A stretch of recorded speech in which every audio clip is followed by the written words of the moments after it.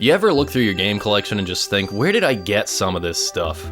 Usually I'm pretty good at remembering where I got all my games, but every once in a while I see something on the shelf and I just can't remember where I got it or why. So today I'm gonna take a look at a couple things I had lying around that I thought were kinda interesting. Nothing too crazy, just some weirdo games I have lying around that I don't actually play.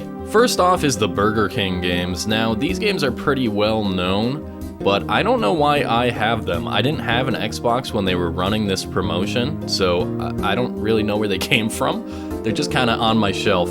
If you don't know what these are, back in the day, if you bought a value meal at Burger King, you could pay an extra $4 and get one of these games. They play on both the original Xbox and the Xbox 360, which is kind of interesting, because if you play it on the 360, they actually do have achievements. The only one I've ever played is the Pocket Bike Racer, and I played it at a friend's house on the original Xbox when they were new.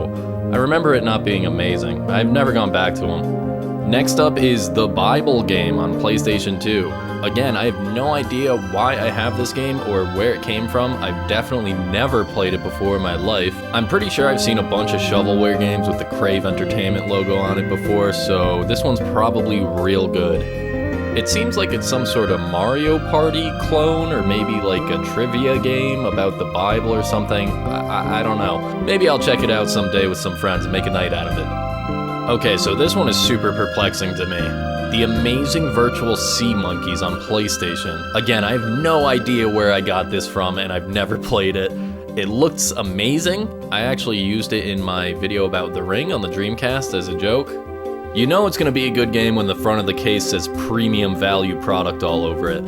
Actually, on the back of the instruction manual, there's a bunch of other games that have the PvP logo on the back of them too, so maybe I'll have to pick all these up and do a video about them or something. From just looking at the back of the case, I cannot tell what this game is gonna be. I thought it would be like a virtual pet simulator or something, but it says there's 70 levels, so yeah.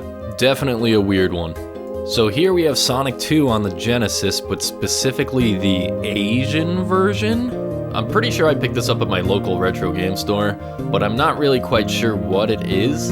It's not just the Japanese version of Sonic 2, it's like a knockoff version. Like basically it's just Sonic 2, but in a weird box with a strange cartridge. I don't really see what the point of this is. Sonic 2 is an incredibly common and cheap game. I don't know why anyone would make this. The printing on the box and the cartridge isn't terrible, but it's not good either. It does look cool on a shelf though. Next up is Earthbound Uncut, so this is an unofficial copy of the game, like if you don't feel like spending hundreds of dollars on a real copy.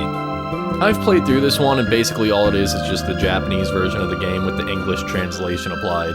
Basically just means that anything that was censored in the American version is uncensored on this one. This game is strange because it actually has a box, but they also just copy and pasted like a Wikipedia article about the game on the back. Maybe pause the video for a second, read through this, because it almost sounds like an AI wrote it. The label on it is also horrible. It's really sticky for some reason, and the edge that faces out on my shelf is extremely faded, and it's not that old. All in all, not a bad way to play the game if you don't have the original cartridge. And last up we have Battle Kid Fortress of Peril on the NES. This one is really cool. It's a fan game that was released years ago, and I actually bought it right when it came out.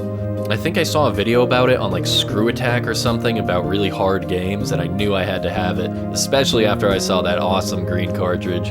This one's neat because it comes with a full color instruction manual, which I've never read. I played this game a lot when I first got it, but I never got very far. I remember beating a couple of the early bosses, and then that was about it. I haven't gone back to it in years. It seems like these NES cartridges have gotten a little pricey over the years, but the game is available on Xbox. There's a sequel out too, which from what I can see is only on an NES cartridge, and it's been discontinued, so good luck finding that.